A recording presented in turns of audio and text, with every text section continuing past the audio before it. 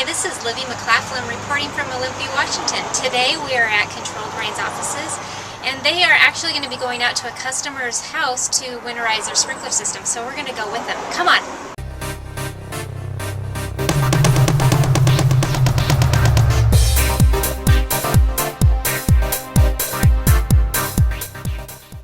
Okay, so we're at one of Control Drain's customers' houses, and we're going to go ahead and start the winterization process.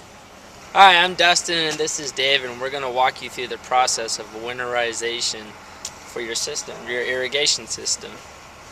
So David, can you tell me why is it so important to winterize your system? Freeze and thaw effect. A lot of the sprinkler systems are at surface level, and the plastic, when that freeze happens, will expand the plastic and crack them, and a lot of drip systems are above ground. So to save on replacement of irrigation, you blow it out, winterize it with air. All right, let's get started.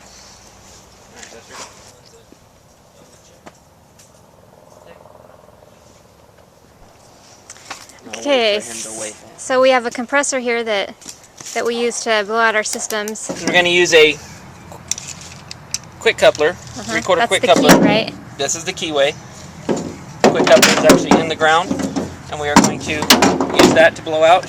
Because when we install quick couplers on systems, or if you have one of these, it carries a lot better volume of air and blows out a lot quicker. And the valve boxes can be a little tricky. They get grown over with grass a lot. This is a quick coupler. It's a little dark, so there we go. Keyway. Yeah. Flip open and then we just screw right into it. Yeah.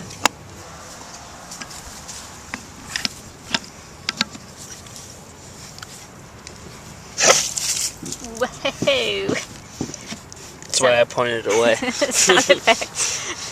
Fire up the air compressor now, and David turned on the clock for the zones, and we're going to go through each system zone and blow out the air. It's going to get noisy. All right.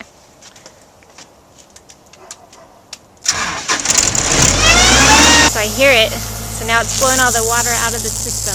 As he's going along, he's going to open up more valves to open up another system to get it going as well. But as soon as this one starts, blowing more air, I'll shut it down so it'll force more pressure to the next zone. See, these heads in the middle are popping up now. So he just turned that zone on? That zone off. And turn this one on? Turn that one on. It's always best to go one at a time so you get your full pressure and it blows more water out. Kicking through. Okay, so you came to the clock and you turned on a zone, and then once it was almost done, you turned on another zone? Yep.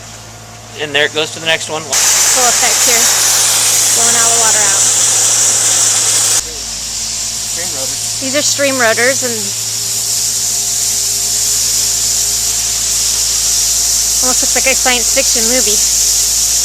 The fog.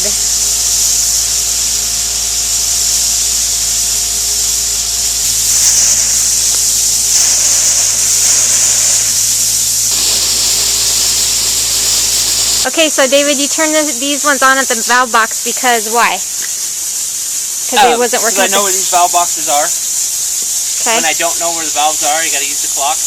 I prefer to do it manually by here because I can control it. But the clock works just as good. But this, I can open multiple zones at one time to be a little more efficient. Okay. And I turn it on by the bleeder screws.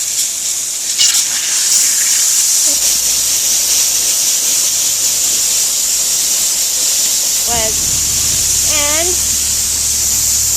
it's froze. Big guy too. So you're going to each valve box instead of the controller right now? We're going to use the valve box because we can carry a high volume of water with the quick coupler. I can open anywhere from 3 to 5 valves using that. So it's faster, more efficient. I got 3 on. It's going to be the lawns only, nothing in the beds.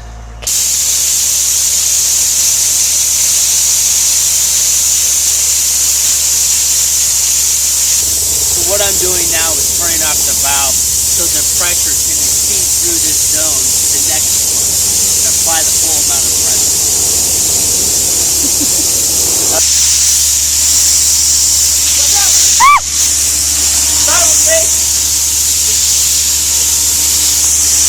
I got wet. I just seen it come wanting pointing right at you. I'm sorry. Yeah, right. Oh. You told me to stand here on purpose. What's something that you want to tell your customers? Something that professionals should do, I recommend. A lot of smaller compressors just don't have enough power to actually get all the water out, so the valves will not operate fully. The heads won't come up all the way. If the heads don't come up all the way, water can stay around them inside the head. When they go up all the way up, it creates a seal, so it blows all the water out. But if they don't pop up all the way, then water can stay around that without going all the way out of the head. And a lot of compressors just don't have the volume. It's not a matter of pressure. Because you can have 120 pounds on your compressor, but you need the volume to be able to push the water out. So, and then you're going to go turn it off on the clock. Right? Off position, and we are done. Done. Next. Okay, so to wrap this up, you're just taking the key out of the quick coupler. Yep. You're going to unhook it from the hose and wrap up the hose and get everything ready to go, and you're done. And so what's the next thing that people would want to look forward to in the springtime? Spring startups. We come through, turn on the water, and correctly recharge the system. Because you don't just turn the water on and let it fill up. That'll water hammer, that air pressure that the water pushes in the line will water hammer it in 90s, and you could possibly do damage to your pipes or your valves. So the proper way to do it is to bleed the air out through valves, similar to what we're doing by blowing it out, but it's reverse order. Okay. And then you can look for your repairs, yeah. All right, thanks. So this is Libby McLaughlin signing out, and thanks for coming with us today to watch how we winterize sprinkler systems, and hopefully we'll see you in the springtime to get you started up.